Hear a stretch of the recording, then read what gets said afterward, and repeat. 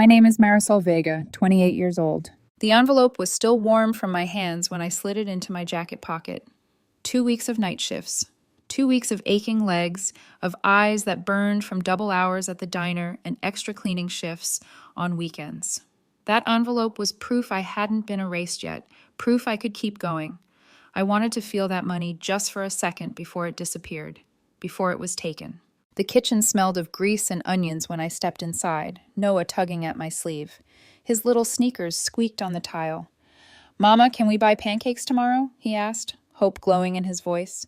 His dark eyes were tired, but full of a faith I didn't deserve. I smiled and ruffled his hair. "We'll see, baby." But my smile dissolved the second my mother turned from the stove. Her eyes narrowed, sharp as glass, as though she could see straight through the fabric of my jacket. "Where is it?" she demanded. I blinked, keeping my voice steady. "Where's what?"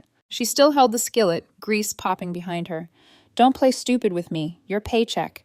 It's the first of the month. You know the rules." The rules. They had been carved into me since I was old enough to earn $1. Every cent I worked for belonged not to me, not to Noah, but to them. To my sister Kayla, the family's golden child, the one who had never lifted a finger.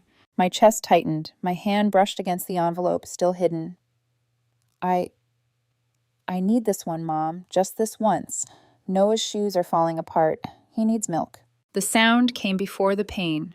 A flash of metal striking flesh.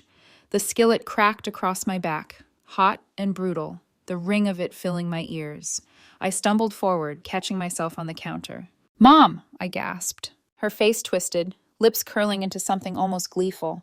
"Don't you dare keep what belongs to this family. Every dollar you make is for your sister, not you." Noah's cry pierced the room as he ran toward me. I dropped to my knees, pulling him close, shielding him from her fury, even though every muscle in my back screamed.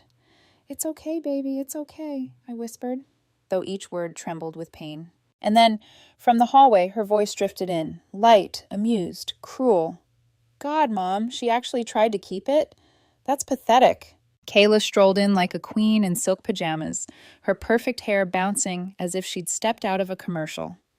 She plucked a strawberry from the counter, bit into it, juice glistening on her lips. "Honestly, you should have hit her harder," she said, chewing slowly. "Maybe then she'd learn her place." Mom smirked, skillet still in hand. "Don't worry, she'll hand it over." I forced myself upright, every vertebra screaming in protest. "Kayla doesn't need it. She has everything. She's always had everything." Kayla rolled her eyes, tossing the strawberry stem into the trash with perfect aim. "Because I deserve it. You're just practice. You exist so I can shine brighter. Dad said it himself." Her words were daggers, but they weren't new. They were rehearsed lines from a play she'd been starring in for years. Noah pressed against my leg, tiny hands gripping tight. Mom stepped closer, voice dropping, venom thick. "Don't make me repeat myself. Hand it over, or next time I won't stop with your back." The kitchen went silent except for the hiss of grease. My heartbeat thundered in my ears, Noah's soft whimpers weaving through the sound. I drew the envelope slowly from my pocket. My fingers shook, but not with fear, with rage so deep it made me dizzy. I didn't give it to her. I just held it, knuckles white. "One day," I said, my voice low but steady, "one day you'll regret every dollar you stole, every bruise, every word." Mom snorted, turning away like my defiance was a joke. Big words from someone with nothing. Kayla lifted her phone, angling it toward me. The flash of the screen lit her smirk. "Perfect," she purred. "You look exactly how you should. Broken." I didn't move. I didn't cry. I didn't beg. But something shifted inside me, something they didn't notice because they never looked closely enough. They thought the paycheck was the prize. They thought the money was what mattered. But that night, holding Noah against my chest as his breathing slowed into sleep, I realized what they valued most wasn't the money. It was their pride, their image, their illusion of power. And that was exactly what I would take from them. The welt on my back throbbed for days. Each time I bent to pick Noah up, every time I leaned to tie my shoes, the ache burned hot, a reminder of that skillet. At work, I wore oversized sweaters, hiding the marks from the customers, from the manager, from anyone who might ask questions I couldn't afford to answer. Because questions meant attention, and attention meant risk. At home, nothing changed. Mom waited at the table for me, hand outstretched like a queen expecting tribute. Kayla perched beside her, scrolling her phone with nails painted in new colors each week, colors I'd paid for with my hours.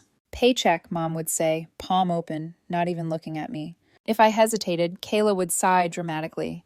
God, she's so slow. Imagine thinking she deserves to keep a dime when I need dresses for Tyler's company party. Mom's poison came casual, like breath. Your sister is the face of this family. We invest in her because she'll actually make something of herself. You're just labor. I swallowed it all in silence. The envelopes disappeared from my hands. The groceries dwindled. Noah and I made do with off-brand cereal and shoes that split at the seams. But silence didn't mean surrender. Each time I bent my head, I was watching. I noticed Dad's eyes flicker when bills piled on the counter. I noticed how Mom's proud smile cracked when neighbors asked why I still lived there. I noticed Kayla's desperation when she checked her posts every 5 minutes, desperate for likes, terrified of being ignored. They thought I was beaten, but I was watching. I was waiting. One night, after a particularly long shift, I tucked Noah into bed. He blinked sleepily at me, his voice soft. Mama, when I'm big, do I have to give Grandma my money too? The question stole the air from my chest. I kissed his forehead, forcing my voice not to break. No, baby, never. And in that moment, the decision cemented itself. This couldn't just be about me. If I stayed silent, they'd try to break him too. I couldn't let that happen. It had to stop, not tomorrow, not someday, but soon. The morning after the skillet, I learned how to move like furniture. Present, quiet, useful only when someone needed a surface to set their mess on. I dressed slowly, tugging an oversized sweater down my spine and wincing when the fabric skimmed the raised heat of the bruise. Noah patted in with bedhead and sleep-warm cheeks. He lifted his arms the way he always did. I scooped him up, pain streaking across my back, and forced my face not to change. He studied me for signs I tried to hide, then rested his head on my shoulder as if deciding to pretend along with me. The bus to the diner rattled like a shopping cart with a bad wheel. I counted the seconds at each stop and watched the sky lift from gray to soft blue. Before the morning rush, the kitchen smelled like old coffee and bleach. After, it smelled like smoke and sweat. I tied my apron carefully to avoid the bruise and started the routine that made me feel temporarily safe. Coffee, water, menus, smile. The regulars, men in construction vests, a nurse with permanent crescent moons under her eyes, noticed my sweater in the heat, but no one asked. People who live tired learn not to poke a sore. Vega! Manny called from the pass, pushing a plate of pancakes and a plate of eggs my way. You're limping. Back's tight, I said. Nothing a tip can't fix. He frowned, eyes snagging on the edge of purple climbing my collarbone, then looked away with the soft shame of someone who cares, but doesn't have the currency to pay for your freedom. You let me know if you need, I don't know, anything. I nodded and pivoted into the ballet of plates and refills. A woman at the corner table slipped me a folded napkin with a church hotline number inked in neat blue. I slid it into my apron. I had memorized those numbers since I was 19. Some led to waiting lists, some led to rooms with locks but no answers for daycare. Some led to kindness that expired in 30 days. Between orders, I stole moments to breathe over the coffee machine's steam. The hiss covered the small clicks of my phone as I opened the note app and typed dates and details. Skillet, 1st of month, Mom's words, belongs to family. Kayla, you exist so I can shine. Facts, time-stamped. Evidence people believe more than bruises. At lunch, Kayla swept in with sunglasses too big for the weather and perfume that entered rooms before she did. Tyler was with her, all polite nods and watchful silence. They slid into a booth like they owned the air. Kayla didn't look toward me, but spoke just loud enough to float her voice to the counter. I'm dying for that black dress, the one with the back, she said, scrolling. Tyler, the event is in 2 weeks. I can't be photographed in something I've already worn. Tyler's jaw worked. You have options. Options people have seen, she said, tapping her nails. People remember. I set Waters down without meeting her eyes. She examined me like a smudge on glass. Oh, hi, Marisol. The sweater is very cafeteria, Mom. Coffee? I asked, pen poised. She smiled wide for Tyler and didn't answer me. I poured anyway, because politeness is a script even when you're not cast in the role. When I slid the check hours later, she tucked a single dollar under the lip of the bill, then added a note on the back. Smile more. I kept the dollar and the note. Paper makes memory real. After my shift, I stopped at Hill's Market for milk, eggs, fruit, if the math allowed it. Noah hummed beside the cart, palm skimming cereal boxes we couldn't afford. I counted coins in my pocket without looking obvious. The fluorescent lights made everything honest and cruel. The bruised apples discounted to 99 cents, the way people glance and then pretend they didn't. Kayla was there, in the wine aisle, laughing with a friend in shoes that cost more than our rent. She waved a bottle at the cashier. "We'll take 6 of these," she said, sliding Dad's card across with rehearsed familiarity. When she spotted me, she tilted her head, a mercy smile grown in a garden of pity. "Hey you," she said, loud enough for her friend. "If you need help, just ask." I looked at the red total blinking on the small screen. Milk, eggs, bananas, bread. "I'm good," she laughed. "No, seriously, I can't have you looking, desperate. People notice." "Like you," I said, and her smile pinched. Back home, the evening wrapped the house in that heavy quiet I'd learned not to trust. Mom clicked a show loud enough to keep neighbors from hearing anything real. Dad came in late with a plastic bag of takeout and the kind of bravado men wear when their egos are starving. He opened boxes and slid them down the table in a parade of small mercies that had nothing to do with kindness. Noah's portion was generous. Kayla's was extravagant. Mom's was comfortable. Dad's was loud.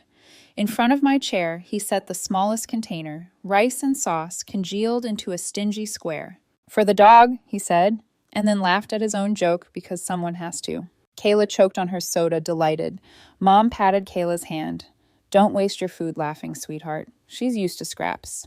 My fork paused halfway to Noah's plate. I slid my container to him with a smile. "Eat, baby." His eyes flicked to mine, searching for permission to accept more than he thinks he deserves. Dad slammed his fist on the table, the sound hollow and cheap. "See? Even your food isn't yours. Everything you touch belongs to someone else. Get used to it." My back burned with phantom heat. I pressed my knees together and counted to 5 as if I were keeping time for a song I once loved. Kayla leaned back, ankles crossed, queen on a throne of discount wood. "Honestly, Mom, we should have hit her harder the other night," she said, eyes on me. "Maybe she'd finally learn." I tasted metal. Then something slid into place. Not rage exactly, something cleaner, colder, like stepping into a river in winter and knowing you won't drown because you've decided not to. I lowered my gaze so they wouldn't see that click inside me. If they had, they might have been afraid. That night, after Noah fell asleep with a book on his chest and one sock twisted at the ankle, I took the book gently from his hands and sat on the floor beside the bed. I held my phone with my sleeve pulled low to catch the glow. I created a folder and named it Fall Collection, something Kayla would never resist opening if she ever grabbed my phone again. Inside, I saved audio memos and notes I'd been collecting for weeks. I recorded my own voice, whispering dates and words. I recorded the hallway at dinner, the slam of Dad's fist, Mom's syrupy endearments to Kayla, the click of Kayla's tongue when she said, "Hit her harder." I didn't know if it would be enough for anyone who mattered, but I knew how they loved themselves in mirrors. I intended to crack one. On payday, I went to the bank on Maple and opened an account with Noah's name only. I signed where they told me to, hands careful, breath steady.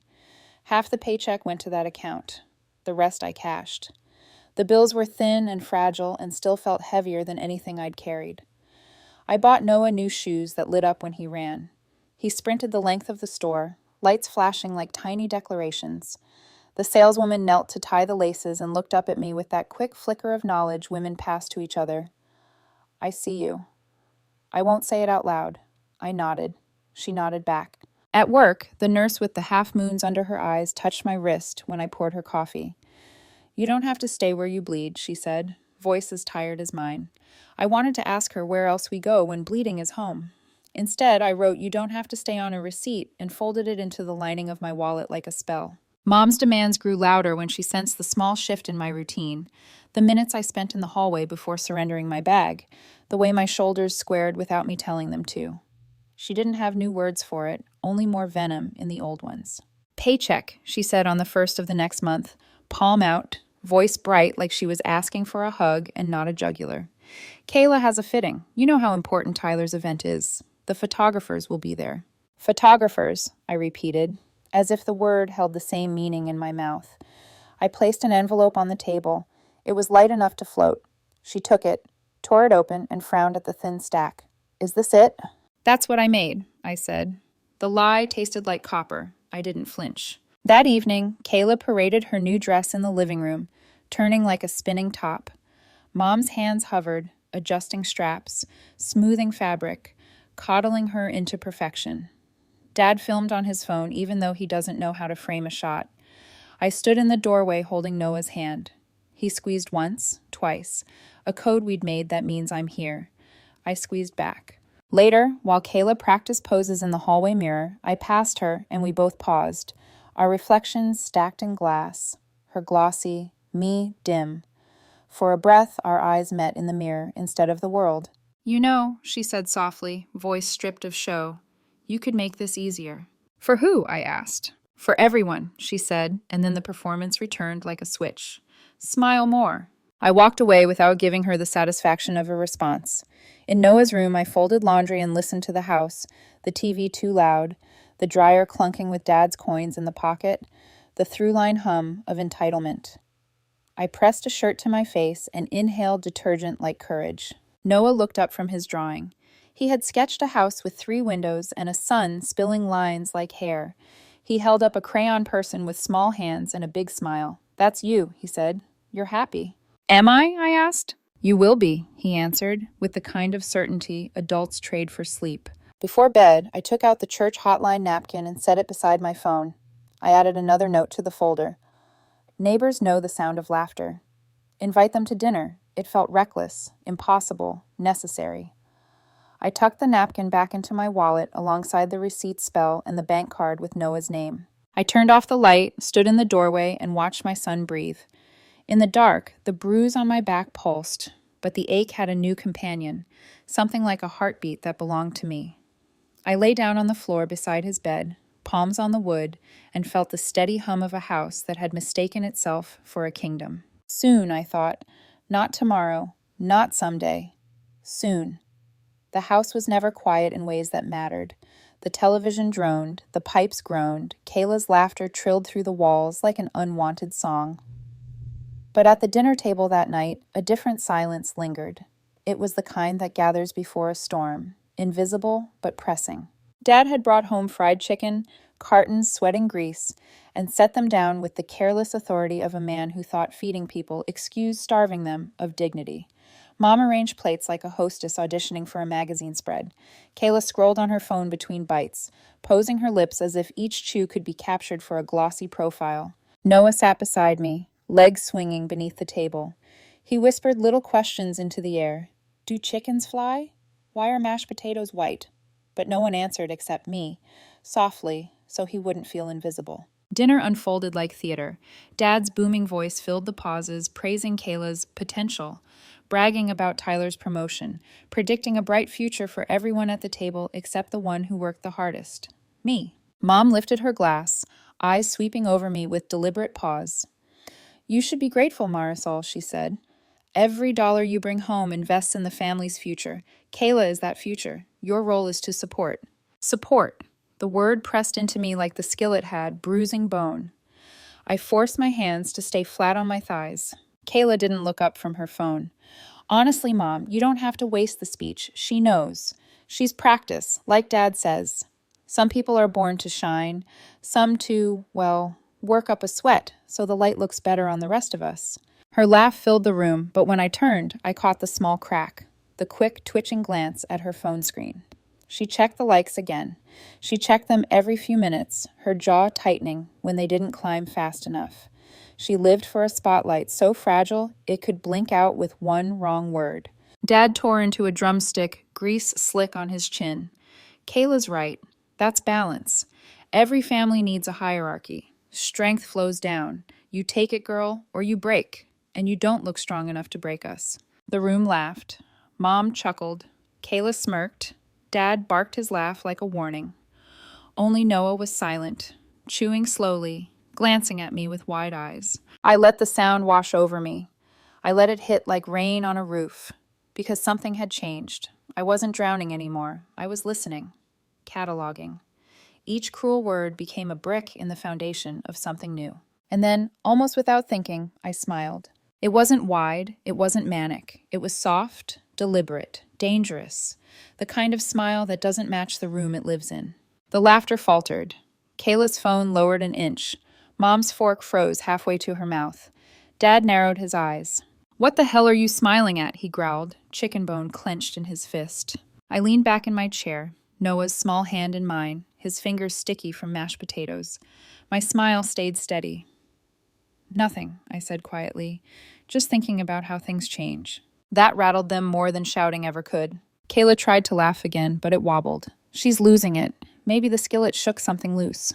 But I saw it, the unease creeping into her perfect posture, the way she tucked a strand of hair behind her ear too quickly. Dad slammed his fist on the table, sauce splattering. "You think you're above this family?" "No," I said, voice calm. "I think this family's above itself." Mom's face pinched. She turned to Kayla, desperate for the script to continue. "Eat, sweetheart. Don't waste your appetite on her nonsense." But Kayla's gaze lingered on me, and in her eyes for the first time I saw fear. Not of me, not yet. Fear of the possibility that the stage she stood on wasn't as solid as she believed. That night, when the house darkened and Noah dreamed, I pulled out the envelope of my paycheck. I split it. Half into the hidden account under Noah's name, half into cash folded tight. My hands shook, not with guilt, but with anticipation. I laid out receipts, scraps, and grocery slips across my bedspread. They looked worthless, and that was the point. I tucked them into an old envelope, the same kind Mom demanded, a decoy. The real money slid into the lining of my coat, stitched into a secret seam I'd made the night before. With every careful move, I felt my pulse steady. The next morning, I went to work like nothing had shifted, but inside a plan stretched its wings. I would not only refuse to break, I would expose them. Their cruelty wasn't hidden, not really. The neighbors heard the laughter. They saw the bruises I tried to cover. They watched Kayla parade while I limped behind. All I had to do was open the door. For the next 2 weeks, I prepared. Each night after Noah slept, I recorded their words. Dad's drunken rants. Mom's poisonous praise of Kayla. Kayla's casual cruelty, dripping like sugar over rot. I saved them all in my hidden folder, renamed under Kayla's own vanity, Fall Collection. And on the night I invited the neighbors, when the house filled with food and expectation, when my family thought the script would play the same way it always had, that was when I would change the ending. But the first seed had already been planted. That small, unsettling smile at the dinner table. They didn't know it yet, but the power had shifted. Not to me, not fully, but enough to tilt the ground beneath their feet. For years I had eaten scraps, swallowed insults, covered bruises. For years I thought survival was enough. Now I understood something clearer. Survival is not the same as silence, and silence is not the same as surrender. I kissed Noah's forehead as he slept, whispering words I hadn't dared before. Soon, baby. Soon. Everything changes. Payday came with the same dull rhythm as always. The hiss of the bus brakes, the weight of the envelope, the ache in my back that never fully left. But this time, my steps toward the house didn't drag. They measured. I had stitched money into seams, stored words in files, hidden scraps in plain sight. And I had sent invitations. Not printed, not written, just whispered conversations at the mailbox. Careful mentions in the grocery line. Quiet words to the women who nodded at my sweaters in summer and the men who glanced at Noah's shoes when they split at the seams. Come by for dinner Friday. Family's hosting. You should stop in. Mom thought neighbors respected us because she demanded it. Kayla thought they envied us because she pretended it. Dad thought they feared us because he barked loud enough. But I knew better. They suspected, they whispered, they pitied. I was done being pitied. That Friday, the house smelled of roasted meat and fried onions. Mom arranged the table like a stage, her gold bangles clinking as she set out plates we hadn't afforded, food I hadn't been allowed to taste. Kayla fluttered around in a silk dress, hair glossed, snapping selfies under the chandelier.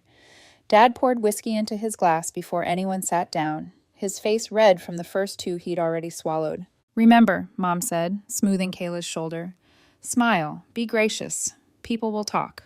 They always do, Kayla replied, and laughed. Noah stood at my side, clean in the new shoes I'd bought him.